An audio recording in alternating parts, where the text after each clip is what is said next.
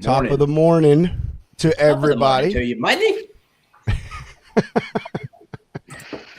Thank you everyone for hanging out with us again. Episode 20 of the Road Dog Coffee podcast. Can you believe it, dude? We're almost 6 months into this shindig here. Well, yeah 6 months. Happy belated St. Patrick's Day to everybody. You too. All right. You are one episode away from being in the top 1% of all podcasts of all time. Yeah. Did you know that's that? If anyone out there wants to start a podcast and be in the top 1%, just release 21 episodes. Yeah, most of them don't last 6 months. Yep.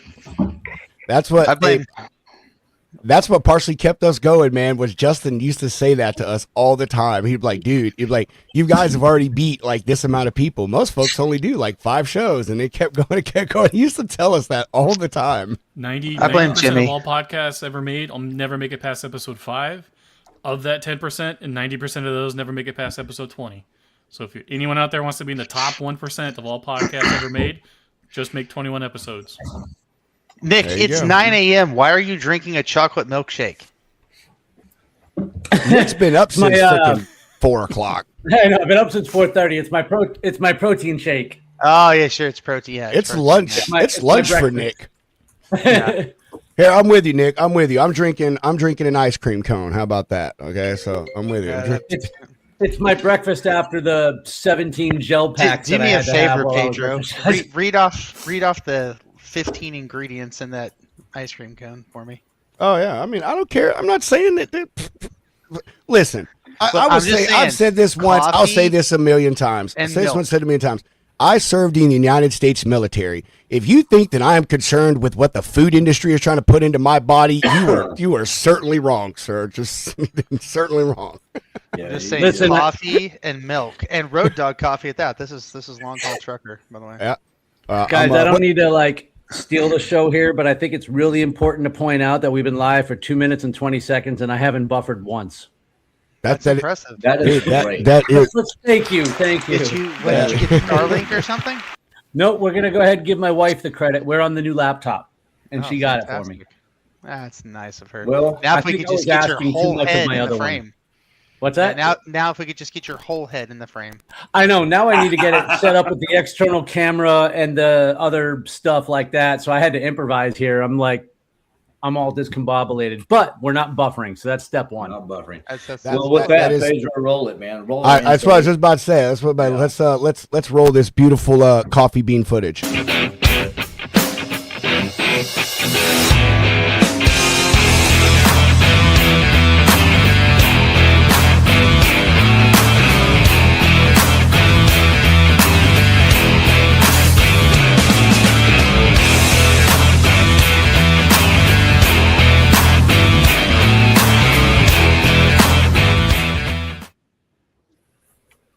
Bam.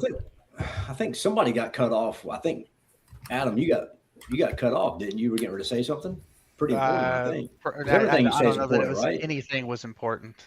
Yeah. So Nick's not buffering, but he vanished. Oh, there he is. He's back. There he is. Yeah. he just jumps around like a little leprechaun. I went to stream him. I like to keep everybody guessing. Oh, and I lost my background too. He's kind of got like a guy. Remember the Adam Sandler movie, Mr. Deeds? The butler kept popping up everywhere. You've underestimated. Let me touch your feet, sir. Yeah. Let me touch your feet. Yeah. So, how was everybody's St. Patrick's Day? Anybody wear green, get pinched? Tell me some stories. I wore green and my wife still pinched me, but I'm an abused spouse, so it doesn't. Yeah. It's all the time. I had the luck of the Irish on my side. I picked up 3 new customers on St. Patty's Day. Sweet, congrats. Then you woke up. No, I was firmly awake actually. Now if I could just find trucks for those customers, that would be great. There you go. Yeah. Did you put the customers back down after you picked them up? I did actually. No, thank you. Thank you for the reminder. That's inappropriate touching right there. That'll get. I never tried that approach. Buy from me. No, this way. Give me all your freight. Maybe I should have. And I put them down.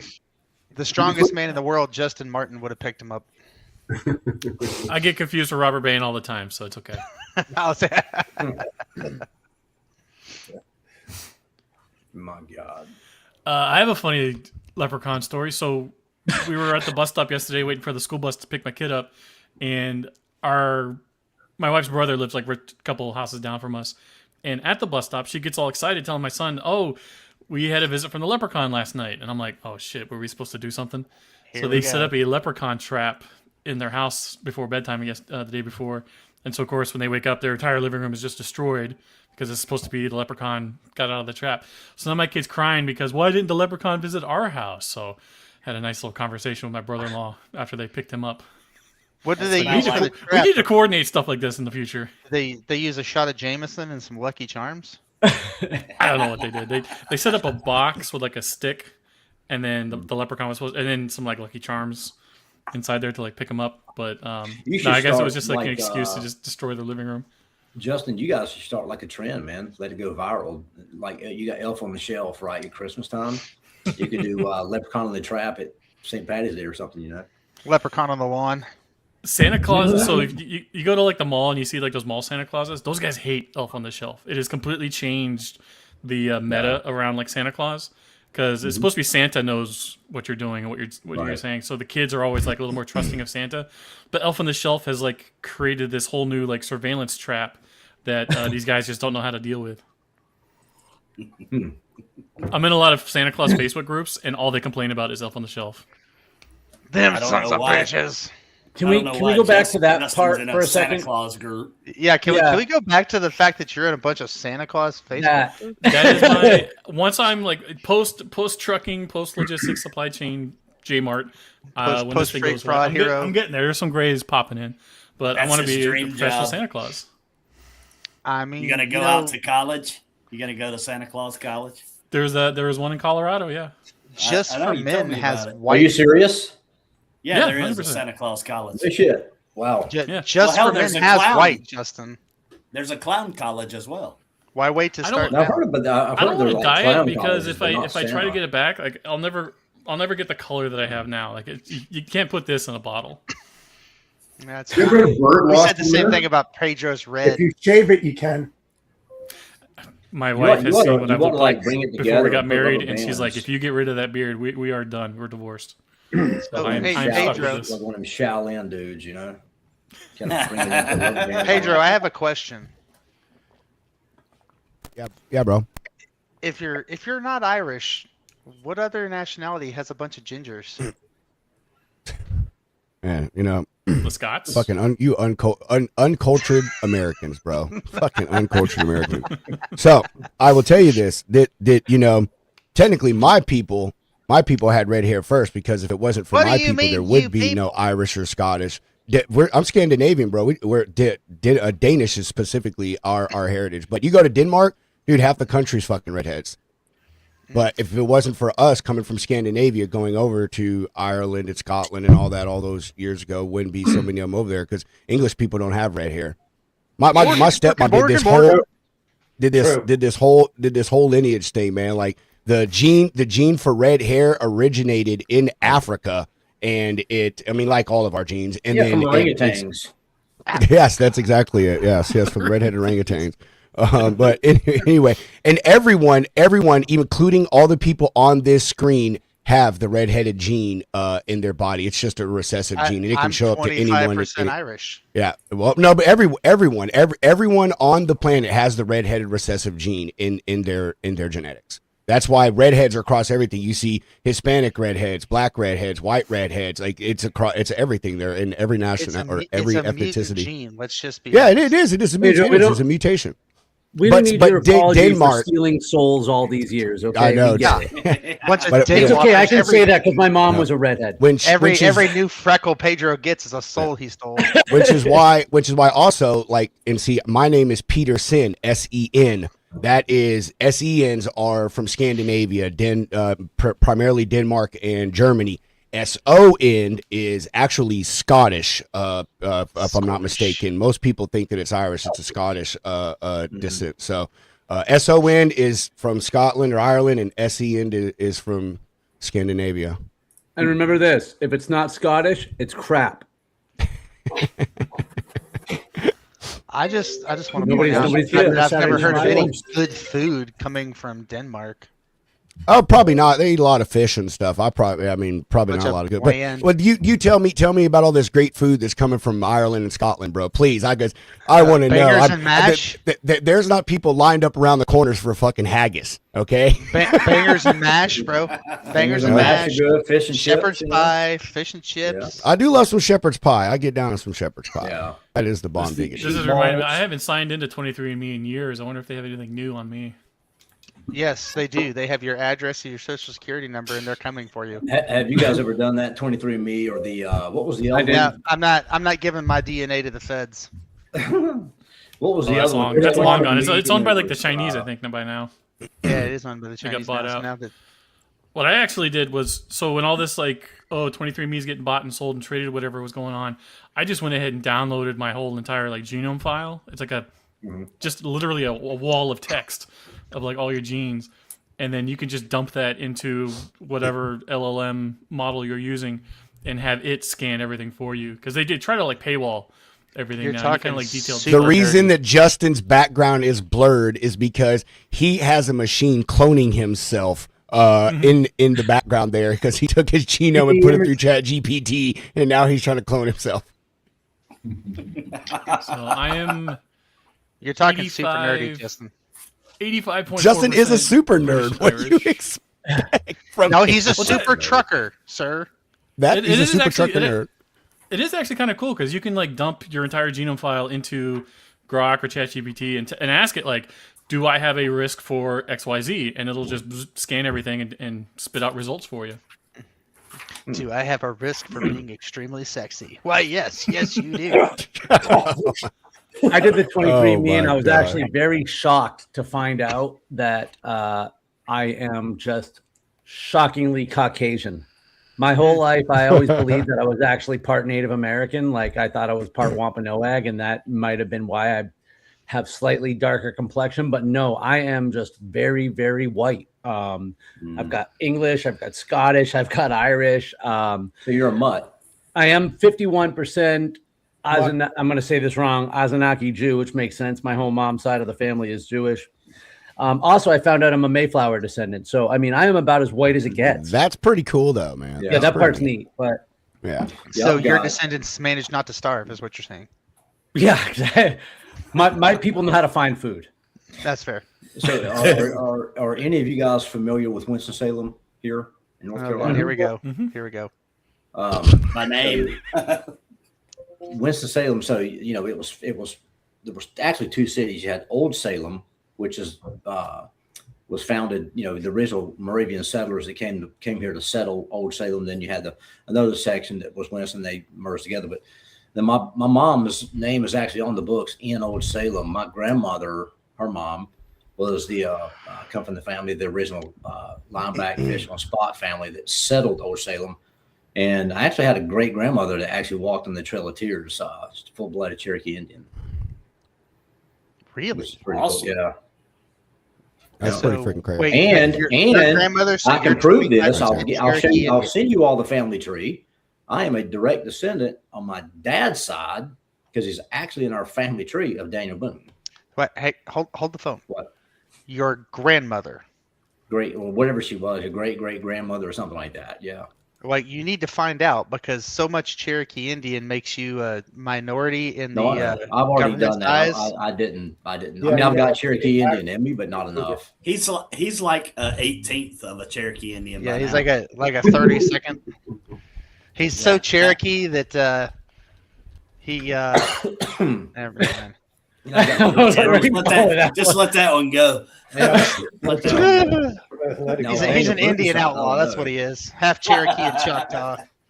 Yeah, I got whatever Daniel Boone had in him. Yeah, oh my God, he was all over the place. You're fucking stuff. I'm easy. I'm just French Canadian and English. That's all.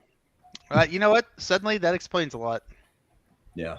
Good looking, handsome. That's where I was going. Hair on my head. Frog. Nick, did you? I've never done any of that stuff. I figured the Army has enough of my The Army has bro, DNA. listen, The government has everything. So you are 100% trailer park Georgia Bulldog. You got that right. Hey, I'm 2%. I'm 2% Neanderthal. My sister-in-law has some of that in her. Well, who's Cro-Magnon or Java? Everybody's Java. You drink coffee every morning. I don't trust people who don't. That's right. Then you don't trust me. There's always something about you. Now I know what it is. Coffee, I drink Mountain Dew. Take his access away, Pedro. Indy said he's a descendant of Greasy Bill Sparkman. I don't know who that is. Does anybody know who that is? No, what is it? No idea. If I Google this, Indy, and it turns up some, adult stuff, I'm gonna be very mad. You can't trust Indy. You can't trust Indy. He's one of those people, dude. He could tell a complete lie to your face, and you just believe it because he just seems so honest. William Greasy Bill Sparkman. He was the father. Hold on, he was the father of all the Sparkmans in Knott County, Kentucky. His children settled in Caney Creek. Let's see what makes him so special. I'm trying to find out here. Man, I remember who was that the comedian who did all the like John Madden impressions and stuff, and God, you know what I'm talking Will about? Will Sasso? No, he did some good ones. God, I forget who it is. I'll come up with it, it was years ago, but he was like talking, it was many years ago. He was talking about Bill Clinton. He was like, man, Bill Clinton just looks so honest. He could stand there right to your face and go, I am not here. And you would believe him. Yeah. Spencer might get a kick out of this. Pedro, throw my screen up here real quick. This is my. Hold on. I want to give Indy his love. Hold on, Justin. I want to give Indy his love. This guy's pretty cool. So, he is known for his ability, his expertise in killing black bears. And it says that every single Sparkman in Kentucky can trace their family back to Greasy Bill. This guy lived from 1795 till 1887. Damn, to live to almost be 100 back in those days? Dude, that's pretty freaking amazing in itself, man. Tough old bastard. Yeah, this guy's got a huge, I'm not going to read all, but yeah, he's apparently a pretty big figure. He comes from North Carolina, Spencer. I guess his big thing is he was one of the first settlers in Kentucky. That's part of his fame. So he's one of the first people that helped settle Kentucky. So Justin, what were you saying, brother? Daniel Boone went through there a lot, but Daniel Boone's parents are both buried just like 25 minutes from here.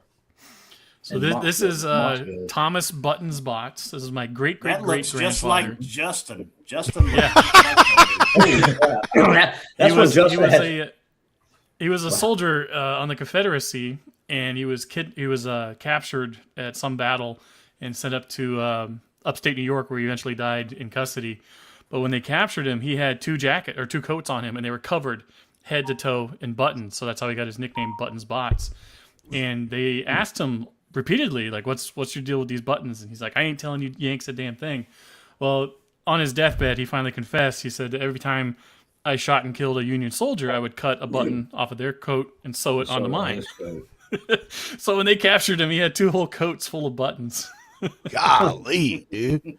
That is so. Crazy. Yeah, your ancestors are good at killing bears. Mine are good at killing Yankees. Man. People out there tuning in should send in comments if there's any cool, people in their family trees and stuff. I'm trying to find. Go ahead, Justin. Go ahead, bro. That's just on my mom's side of the family. My dad's side. So my mom's side's from the south. My dad's side's from the north. We were the first white settlers in Carroll County, Indiana. We have like a little plaque and everything from the state. So yeah, I'm like a good old American mutt over here. Mm-hmm. That's most of us nowadays, Justin. I mean, it's everybody's got everything in them. Yeah, the whole damn pipeline's watered down anymore. I mean, I think it's pretty cool. I would like to find my family crest one day. I think that would be pretty awesome. But I don't know there's all kinds of resources online to do that kind of stuff now. I've got it on my dad's side of the family, but I'm trying to. It's funny you talk about that, Jimmy. I was asking, I asked my dad and my stepmom if they had run across like any kind of family crest just for us, like the Peterson name, has a crest of itself. But and my dad said no, and I was like, Dad, we should like all get together and design a family crest, man. So you're talking about that. That's literally something I'm thinking about trying to do with my family is design ourselves a family crest, and then of course, I'm going to get it, permanently inked on my body, but that's what I was thinking. Yeah, bro. You should get yours right on top of your head, dude. Perfect. Perfect. No, that's yes. God rest my mama's soul. She said, "Never tattoo your face or your head, please." She didn't like my tattoos to begin with, but I said, "Yes, ma'am, I never will." So that'll never happen, bro. Well, that's good.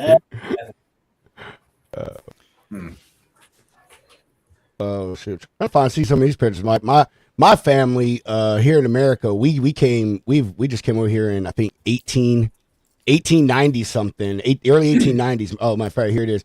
This is my grandfather my great grandfather in the Black Hills of South Dakota, and he was when he came over here, he went there to fucking mine for gold, man. Let me see if I can zoom out. Look right there.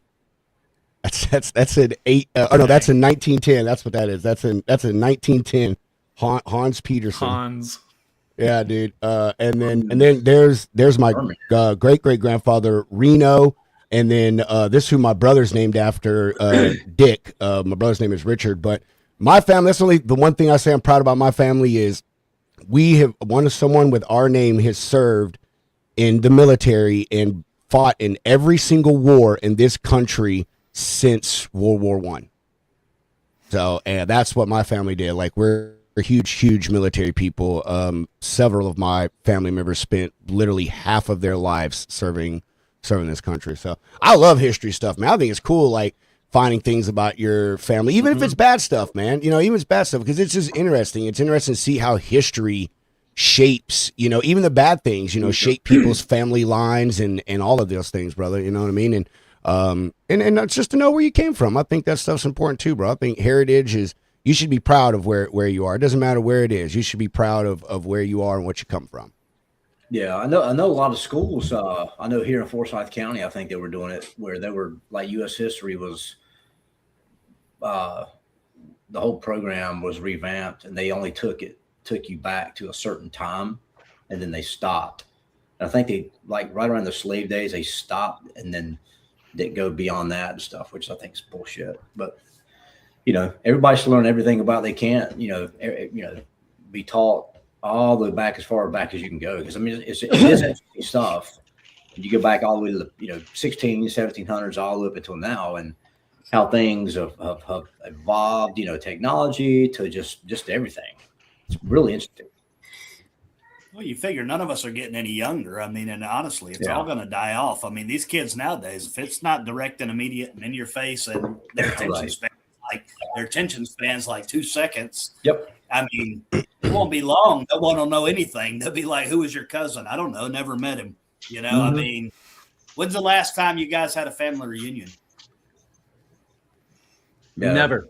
Yeah. Oh, wow. Everybody speak up. Everybody speak up all at once. That's my point. I mean, it's sad, and most of us probably still live in the same general area as a lot of our family. Kind of do one around Christmas time, but you just lose connection. I mean, my dad told me some cool things about his side of the family, and my mom's side was pretty cool because my great grandmother actually was born in Russia and came over when she was like 13 or something, and she died at like 103 years old. She lived to be obviously quite old, and her son, my grandfather, lived to be 98 years old. So I'm hoping I don't get those genes. I don't want to live that long, but especially the condition I'll be in by the time I get there. There's not enough duct tape to keep Humpty Dumpty together. But a couple things that my dad had told me about my uncle, who I knew my uncle, but you still hear all these different stories. Actually, no, not even my dad. So get this. I went to UMass Amherst for college, and my freshman year, I went to go work at this bar called Delano's, and I was a cook. And I meet the owner, and it's a guy named Chick Delano. Obviously, I have a unique last name. He's like, Klingensmith. Are you related to John Klingensmith, from the Vineyard? I'm like, yeah, it's my uncle. And he starts telling me some stories about him. He tells me, he's like, he had a Guinness World Record. And I'm like, my uncle? No, for what?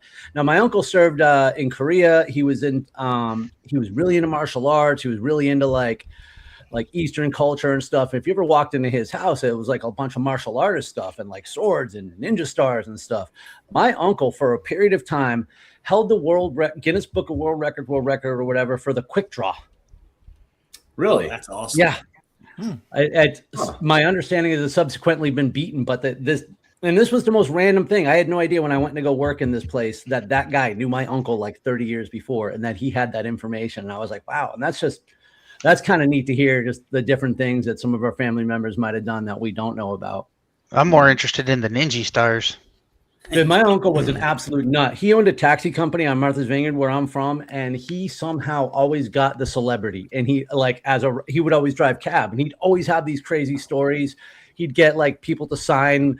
I don't know. It's like he knew it. He'd always have something for them to sign. Like he was just like this eccentric character. But yeah, I mean, if you walked into his house, he had like a lot of cool stuff. Like, as a matter of fact, I'll go find this out. Yeah, stand by. I'm going to show you what he gave me as like a 10-year-old as a Christmas present. They give you it'll be like a decommissioned mine with Bob Saget's signature on it.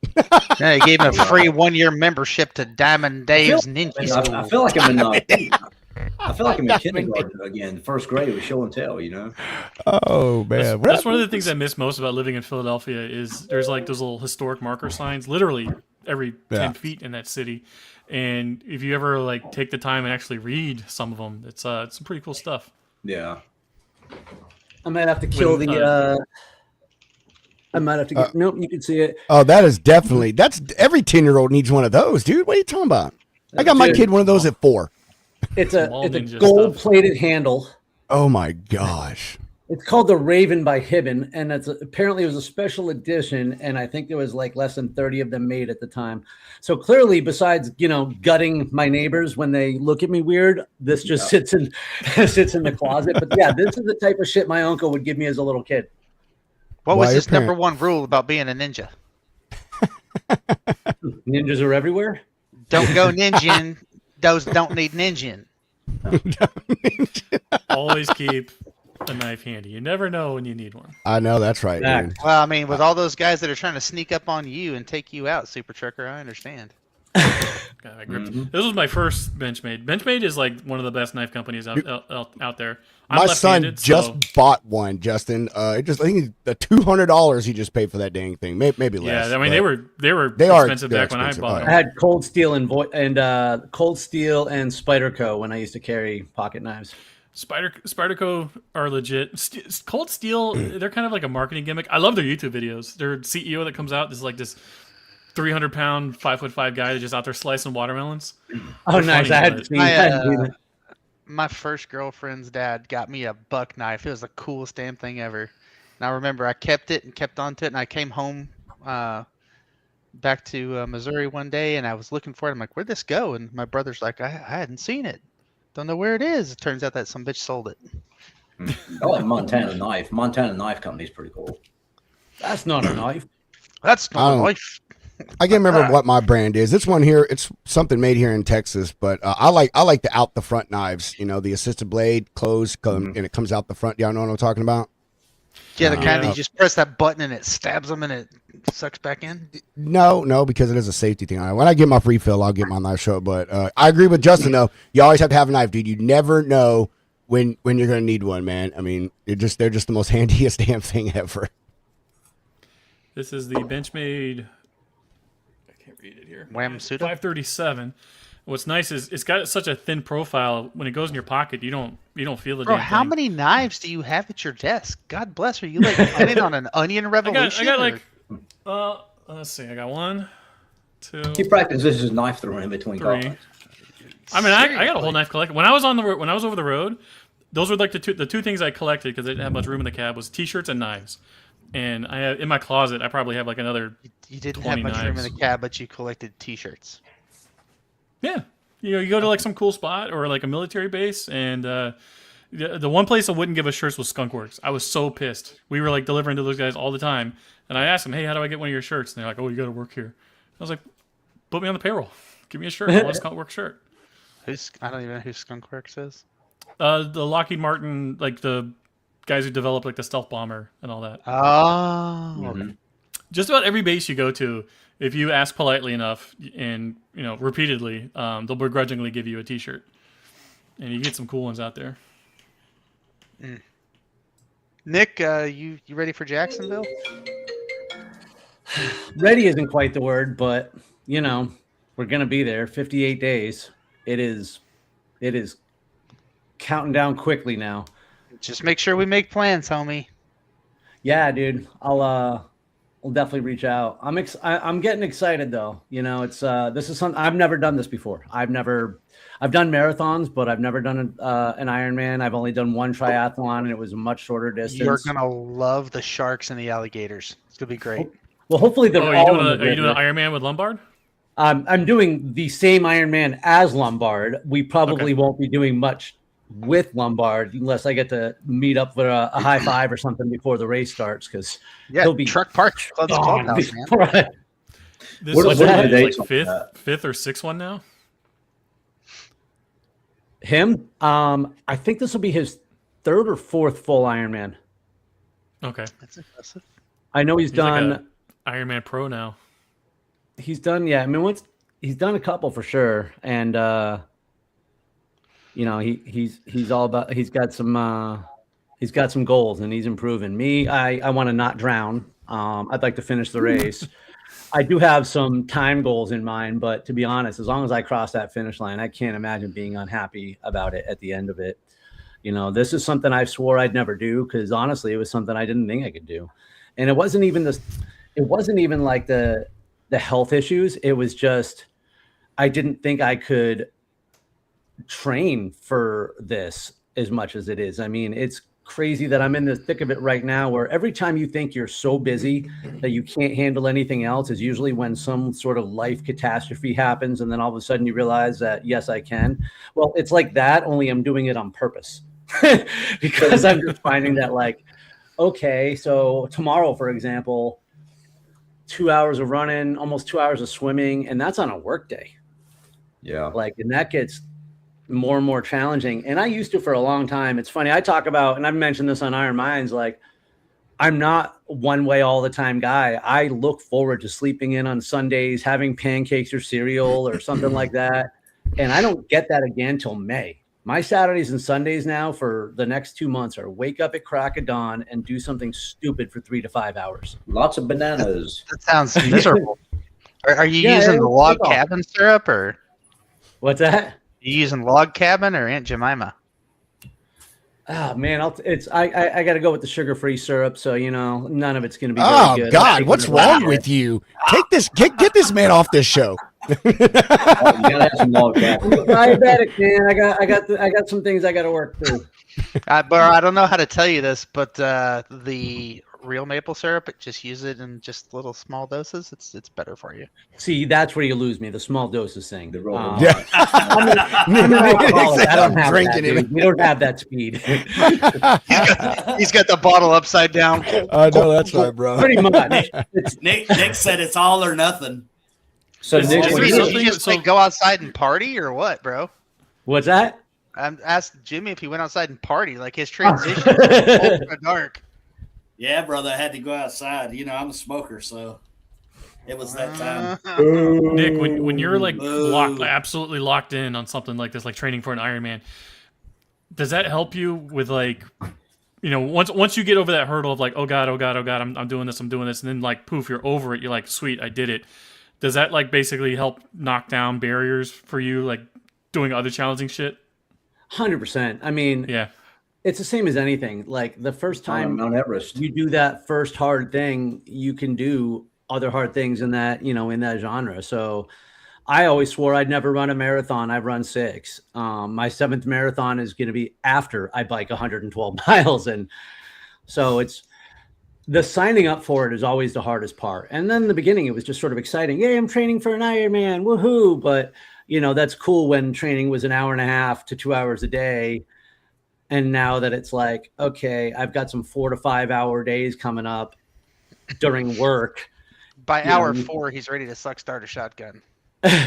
Well, I like the work, and especially because for me, it's like this. It's not like you see, on a bunch of YouTube motivational videos where the badasses are just hating their lives and stuff. Like most of this, it's all gradual, right? It's what you can do plus a little more, and then you continuously build. So what's really cool is like on Friday, I swam 3,000 yards. That's 1.7 miles without taking a break. Oh. I didn't think human beings could do that. So for me to get out of the pool after, an hour and 20 minutes I've never done anything physical without checking my blood sugar or taking glucose or something in that long a time. And so, like that feels awesome to have done something I honestly just didn't think was possible. And now it's like, okay, I can swim 2 miles. It's I'm gonna need you to get a GoPro so that we can live stream this. You know what's funny? They just made a rule in Ironman that if they see any sort of like you taking pictures or filming or anything, they'll pull you from the course now. Let me take another selfie.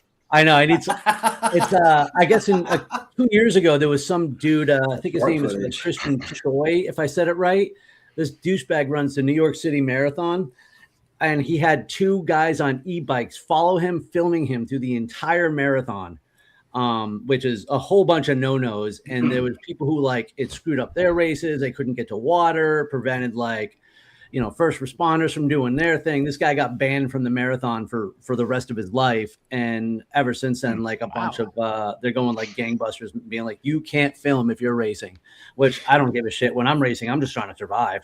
So Nick, do they have these rules to clear the race course? Because there was some controversy with RFK Jr. where his son was in the Ironman and he ran with him across the finish line, and everyone's ban him. He shouldn't have done that. Oh, interesting. I hadn't heard that, but you got to figure almost every rule that seems weird was created because some person did something selfish and stupid. Always the case. Are you, Nick? Are you the reason that they say you can't wear clown shoes in the Ironmans? I'm the reason they say you have to wear something over your waist. He's the reason. He's the reason they say bring pixie sticks. The hardest part for me is actually in Ironman. It's the rules. You, as Lombard said, you have to wear tarps. What? You got to wear a shirt. You can't go shirtless in Ironman. And I'm like, I don't understand. Nick's like, I'm done. I'm out. We're not doing this. Forget it, man. I got to go 15 hours wearing something over me? Come on now. Is that because athletes were getting dehydrated or something just from the evaporation? I have no idea. It could be compression shirts. I am straight. I'm going to do my best to be there, and I'm going to have pixie sticks just in case you Paul Blart on me. Oh, take them. Bring it. Make sure you bring the good ones. Anything with sugar in it, I'll take that day. Bring all the maple syrup. How many Crustables are you downing? How many Uncrustables do you want? On that day, that's a good thing. I should bring some out on the bike or something. That's not a bad idea. That's actually when I run. Yeah. It's really hard for me to eat during races. I usually use honey stinger gels, which is pretty much just honey, because it's the easiest for me to get down and to keep down. People who can actually eat food while they're exercising, like ultra runners, are eating out, they're out there eating burritos and stuff. It's hard for me to get any sort of substance down. And Uncrustables are usually one of the ones that are easier. So, I can't walk and chew gum, Nick. So I don't know how the people and when you see these athletes and they say that the bike part of an Ironman is like a buffet. And I'm like, yeah, dude, I'm just trying to take my one gel and a sip of my water without crashing. So get a bunch of oats and raw peanut butter. Yeah, pretty much. No, actually, that's I love how it's the Uncrustables is the meal of choice for athletes out there. They made this product that was for kids who are picky eaters, and athletes are accidentally figuring out that this is one of the most calorically dense food products out there. But dude, it's become the thing on the. It's simple to get down. It's something that would otherwise be gross. Thing on the golf course. Golfers are eating Uncrustables like they're going out of style, and I'm like, ugh, why? Well, that's because they're high and drunk on the golf course. They don't know what they're eating. Listen, no judgment. Nick, when you go into the ocean, how far out in the ocean do you go? I know they go out and then they swim parallel, right? But how 50 yards out or what? Where I'm at over here in the Gulf, especially because I've done most of my open water swims by myself. I pretty much just go far enough out where I can swim because nobody's watching me. I don't usually have a spotter. I'm usually by myself. And so like this time, like this weekend, I'll probably go try to get just a couple 100 yards or 1,000 yards or something in the open water. And I like when there's people there. I don't mind swimming around people. And, we joked about the gators and sharks, but the fact is I don't have to be faster than the shark. You gotta be faster than the person behind you. Bam, swim around other people and you will be fine. Be able to have a push it. Yeah, I've scuba dive. One of my, I love the scuba dive, but one of my bucket list items, I guess, is I would love to go off the coast of California, like in the Guadalupe or something. And there's like schools with like clubs or whatever. They'll actually take you out, chum the water or whatever, and you can go cage diving with the great whites because some of the biggest great whites in the world are like in Guadalupe because of the volcanic water and all that. Nope. But and then one dive school I heard will actually let you sit on top of the cage if you really want to do it and submerge you down a little bit. That would be so cool to have like a 13-footer come in and pop its nose or whatever. No, it really would. Awesome as hell. Are you insane? No, that's not cool I would at all. be down with that. I'd be down for that too. I'm totally down for it. Why not? I'm just saying. You're not sitting on top of the cage. I saw Jaws, dude. Just think of all the ways to die. Of all the ways to die, how cool? I mean, you got to admit, it's pretty cool to die by shark bite, right? It would not be really cool to die by shark bite. Some idiot tested these things before they got it right. The scariest time for me, I was me and a buddy of mine and our family, their family, we would go down to the Bahamas every year, and we'd be down in like Georgetown, Bahamas. Like this is kind of like way far out in the not near all the touristy stuff, but we had a friend of ours that was a boat captain down there. He was actually from Scotland, believe it or not. Freckles and red hair, living in the Bahamas. But we would go out and spearfish, and in the Bahamas you can't have anything with a trigger. It's got to be Hawaiian slings. So we would go down, just snorkeling and stuff like that. Go down, 5 feet, 10 feet, whatever, to hit Nassau grouper, lobster, whatever. And Barry, our captain, who lived down there, I was down there with my dive knife. That's all I had, and my other buddy Bob had a Hawaiian sling, and Barry had a sling, and Barry hit a Nassau grouper, pretty good size one, and it was sitting there on this in the spear, in distress and all that, and just open water, nothing. Then all of a sudden, I looked up, and we had, and I don't know where in the hell they came from, 7 black-tip reef sharks around us. One had to be like 7 foot, and those things are like freaking missiles in the water. They are so goddamn fast. And one shot off at Barry, and he was able to reload his gun, his sling real quick, and shot it in the head, and it swam off real quick. And when we got back up to the boat, I asked him why he did that, because it was like coming towards him, but it was still, far enough away that it didn't look like it was going to attack him or anything. But he said when he was because he would go and do lobster trapping and different things like that by himself. We got back up in the boat, and he said that about a month prior to that, he was in the water by himself spearfishing, and out of nowhere, a black tip came under his legs, out of nowhere, straight up in a vertical, right up probably just 5 inches from his face to take the fish off his line. Oh, shit. And he said, when that happened, that freaked me out. He said, I couldn't go in the water for 2 weeks. And he said, now I just don't take chances anymore. And, 2 days after that, we were in the water going for lobsters. And as soon as we got out, and I was the last guy to get out of the water. I'm talking as soon as I got out of the water, got on the back of it, I just pulled my mask off. I heard Bob at the front of the boat at the bow say, "Look at the shark," and it was 2 hammerheads. One was a great hammerhead, because the great hammerheads are like the biggest, right? They're all in the Bahama, Jamaican waters and all that. And it was a male chasing a female because it was mating season, and they came right up to the back of the boat, the ladder, like right just was like 30 seconds before that. Came right up and bumped the ladder, and she was I can't tell you how big she was. She was massive. And I'm like, holy shit! I was just there. I was diving in the Keys 25 years ago, and my buddy and I were, man, we almost died so many times on this trip. It was like two drunken college kids go on a scuba diving trip. I mean, you're going to run into some bad things, but we weren't drunk while we were diving, but we were following a couple of sharks around during a twilight dive, not realizing that we were following them almost like into this kind of canyon.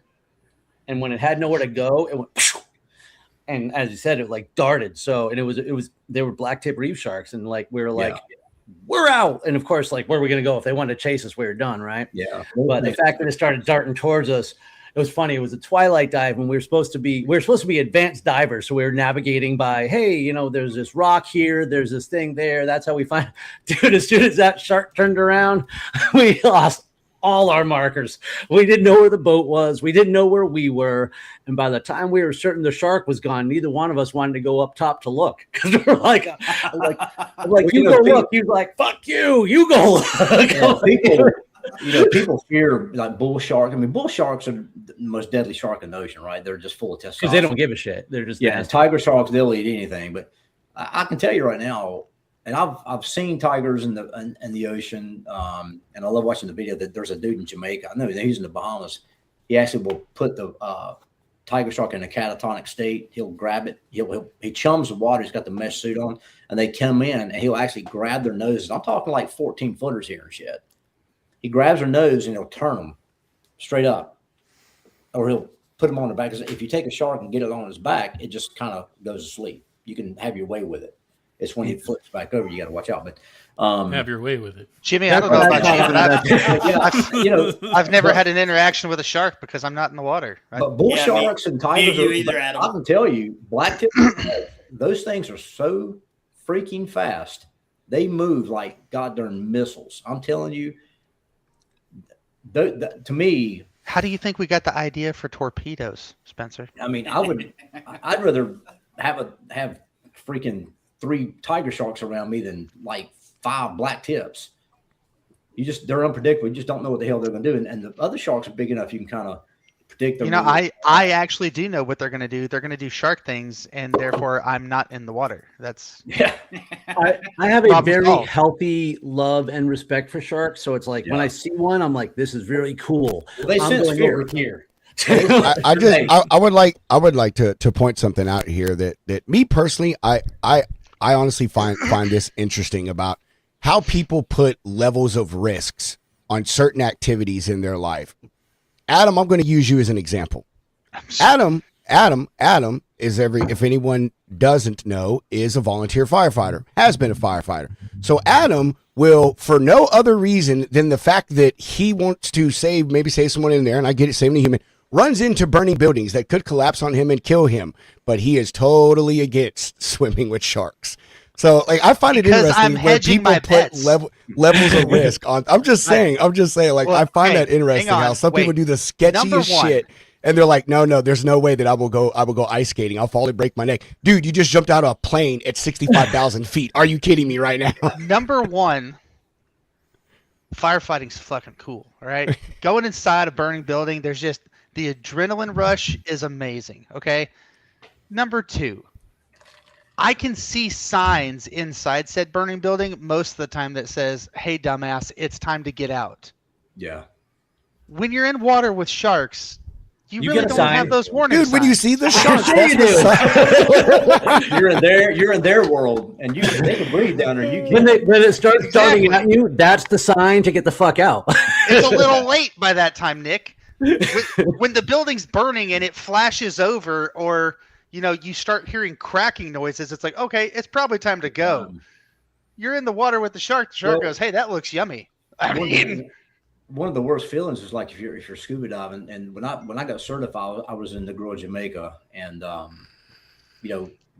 deepest I ever went was 135 feet down, and we were coming up. We had to, you got to stop like 15 feet away from the surface and hang out for like 5 minutes to deep all that if you go deep enough. But I asked one of the guys, the Jamaican dudes, because those guys are like freaking human fishes. I mean, my God, I've never seen anybody drift dive like those guys do.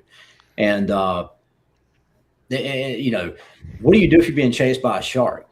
And you got to come on. You were deep enough. You're 50 feet down or whatever. You got to come up and kind of hang out minutes, like or you just risk it and let your lungs blow up and just go in the hyperbaric chamber or whatever. But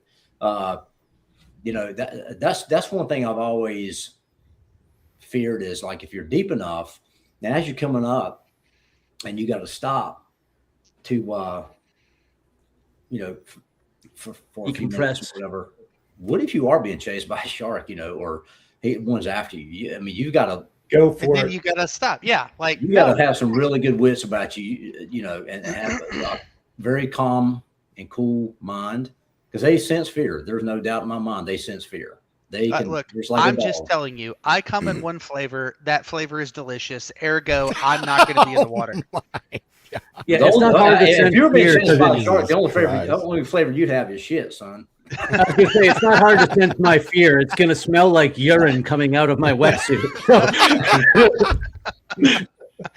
Now, I'll tell you, though, when it comes to the swimming, it's not the sharks you see while diving that scare me. And although that has always been the thing, like, hey, I'm stuck here for like 8 minutes. If I go up, I die. If I stay with the shark, I die. But when you're swimming in the open water, it doesn't bother me at all. Here's where it bothers me. Especially this time of year, you spend 2 seconds on TikTok or something, and it always shows you the aerial videos of like people chilling at the beach down the street and the sharks that are swimming between them that they never knew were there. They don't have a clue they're there. That's the shit that you're like, they're there, but I really don't need to know they're there. I've never been deep sea diving or that, but I used to spend all my summers in Florida, so I used to swim in the Gulf all the time. My biggest fear was always jellyfish. I've been stung by one, and that was always my biggest thing was getting wrapped up in a jellyfish. Yeah. Because it's like, dude, like, everywhere. Yeah, man. Yeah. And especially, certain times of year, I don't know if it's mating or whatever, but, they group together in their schools and stuff, man. And they'll just I've seen it. We'd be in Panama City Beach, man, and you would just see a wave come crashing in, and there would be tons of jellyfish would just wash up on shore. Yeah, if you're paying attention, are those jellyfish or jelly balls? Flag up, right?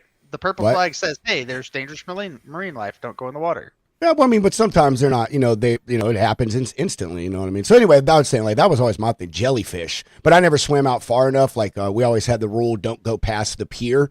So we never swam out past the pier.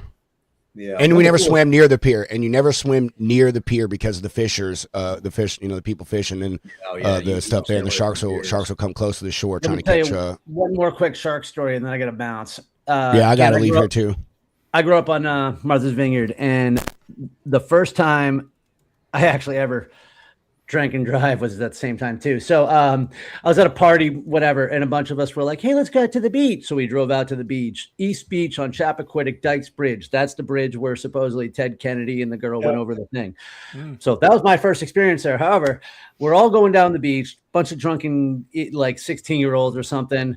And this is during the Monster Shark Tournament, which happens every year. So it's like late August or something. And some dude is dragging a shark down the beach. Yeah. And so we know there's sharks out there. And of course, these girls are all drunk. They're like, let's go swimming. And I'm not going to say no. So we all get in the water. And as we're there, we're like, oh, I bet the sharks are way out there. We're just chilling in the water. And I'm looking at the girls. And all of a sudden, I'm like, yeah, guys, I'm going to go wait up on the beach because it was Finn going left, Finn going right. I was like, they're like, what? I'm like, I'm going to back out. You might want to too. Bro, there must have been a dozen sharks just chilling right there while we were all like skinny dipping stupid asses in the water. And they were brown sharks. I don't know how dangerous they were, but I didn't want to find out. But the brown sharks, the nurse sharks are kind of brown. They won't really do anything. Well, they weren't nurse sharks. They were actual brown sharks. I don't know if there's another name for it. It wasn't the color. It was what they were called. Okay. But either way, like if it was a nurse shark, I wouldn't mind because what are they going to do? Gum you to death or just like.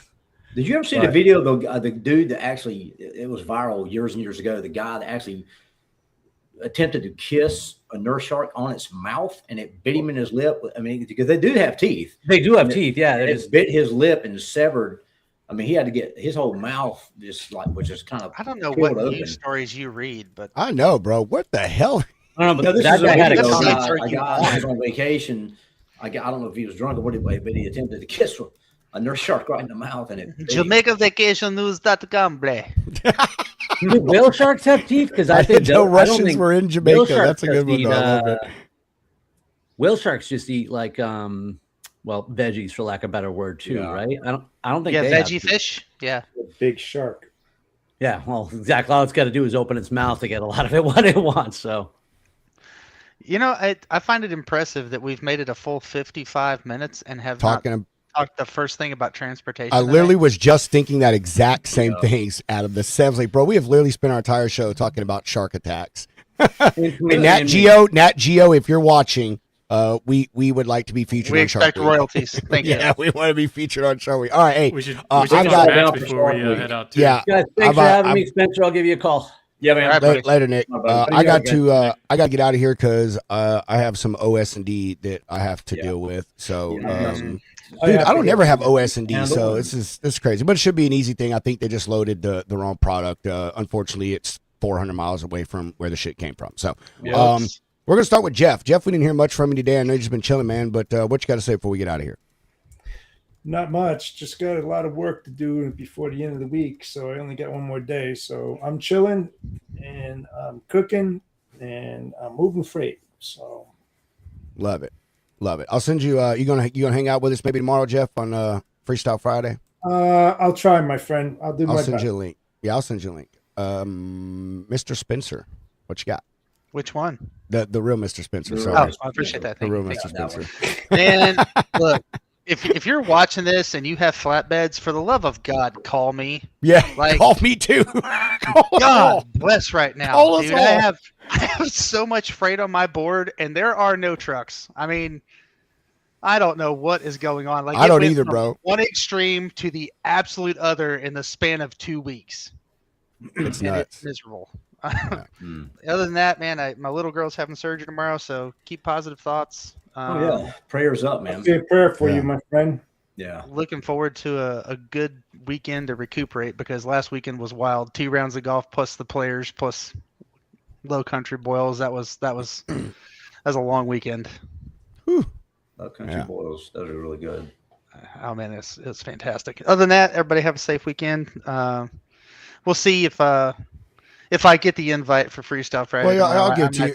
Yeah, I'll send it to you. But if you don't jump on, man, you understand. You got things going on with your kiddo, so no big deal. But of course, I'll never get those invites.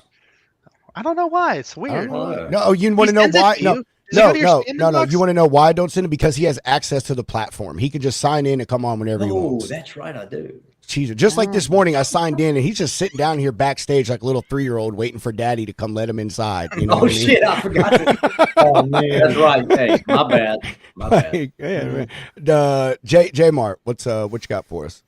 Catch me on SiriusXM today, 5 p.m. Eastern. And I'll see you guys at Matt's next week. Nice. Oh, man, I wish I was coming. Oh, I meant to ask you, Pedro, did y'all get an Airbnb or y'all just got hotels? Well, when I got a hotel with my wife. When I travel with my wife, we always spring out and get like a suite and stuff, and we stay by ourselves. So we got a hotel. Hunter, Steve, and Ethan got an Airbnb. Damn it. Yeah. So I was gonna come, but I don't know how big hotels. That's nuts. Yeah, it is. I don't know how big their Airbnb is, whatever. But yeah. We usually do get Airbnb when my wife doesn't come, and it's just all the guys. I mean, shit. When we went to Atlanta, we got a massive Airbnb. It was like what, 10 of us, 11 of us in that house, dude. We had a fucking blast, bro. Yes, we had a fucking blast in that thing, bro. Yeah. And let me tell you this: if we ever invite you to come to a truck show with us, just say yes, because I'm telling you, at the very least, you're going to stay in like the coolest freaking houses and places because we always get massive houses when we go together, man. It's so much fun, bro. So much fun. So, J-Mart, before I forget, I didn't get to, but I can't remember the brand, but that one's mine. This is mine. And look, it's got, you'll like this, Adam. It's got a glass breaker on it, on the tip of it. You see that? But look at that. This is it. This is out the front. So it's got the button on top. Is that in case you ever drive into a shark-infested ocean? Yeah, I can't see me everywhere, bro. Everywhere. So if I could go in the ocean, if I went in the ocean, I would carry it. This thing's great. Love these things. The fake Mr. Spencer. What you got? The fake one. No, just we got a whole fresh round of Smoky the Bandit coffee and freshly roasted, smelling really good. And we've loaded up on the Women Truckers coffee. Got a whole bunch of ground in whole bean. It's on the website. Everybody go and get it. It's a really good light roast. Adam can contest to that, right? Adam Spencer? I mean, it's all right. Whatever. It's drinkable. It's drinkable. I hear you, brother. I love it. But yeah, go to roaddogcoffee.com, get yourself some stuff. If you want the cigars, you got to reach out to me and we can work that out to get you some cigars and some things like that. But are you still not live with that yet? Well, you know what? You can thank North Carolina and their general counsel attorneys for all that bullshit. All right. Hey, I don't want to interrupt, and I'm sorry, Spencer, but I'm about to have to leave in like 45 seconds. So if you guys want to keep, I got to get off here and you'll have to end the show. I got to go too. Yeah, I'm not trying to be. I like this guy is flipping out. I just have him sitting in a Walmart, and I don't want to make him wait. Yeah. He just sent me the BOL finally. Thank you guys for hanging out with us again, Adam, Jamar. For me, thanks everybody for watching us again. Tomorrow, Friday, 4 p.m. Central, 5 Eastern. Freestyle Friday. It's our Mats or Bust show. So we're just gonna have a bunch of homies on, talk about what's going on at Mats, what everybody's going to be doing, and just have a good old time. So make sure you watch that tomorrow.